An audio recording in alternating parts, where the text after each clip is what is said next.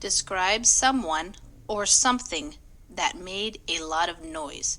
You should say who or what made the noise, what the noise was like, and explain what you did when you heard this noise. Answer.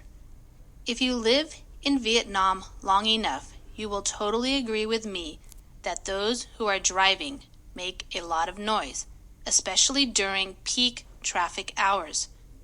Vietnamese roads have never been free of the honking noises of all kinds of vehicles, from vans and cars to mopeds. It is, in my opinion, the most annoying sound you could imagine. Whenever I heard people honking like angry geese, I felt very annoyed and frustrated. Vietnamese people should learn when to use the horn properly. It seems to me that they push the horn all the time because they want to be able to drive fast, while everyone else gets out of their way. Despite the fact that I hate it so much, I cannot give up driving here. So I learned to ignore it and use my horn sparingly, or just in case of an emergency.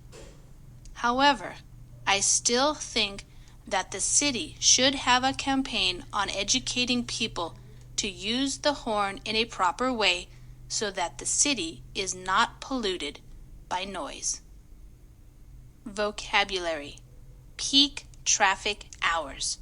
The times when there is most traffic on the roads, usually when people are traveling to or from work. Example. Because of all the traffic, it is difficult to cross the road during peak traffic hours. Honk. If you honk the horn of a car or other vehicle, it makes a loud noise like a warning sound. Example.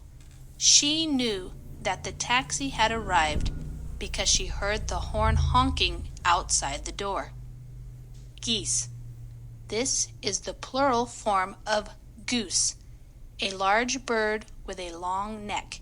It makes a loud honking noise. Example. The geese were on the lake with some smaller birds nearby, which were probably ducks. Horn. A device in a vehicle for making a loud noise as a warning. Example.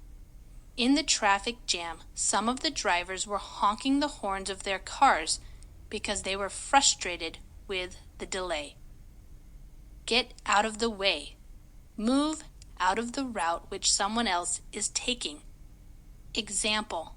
All of the drivers got out of the way to allow the ambulance to pass. Sparingly, in a way that is careful so that we only use a little. Example, he spent his money sparingly because he only had enough for a simple meal.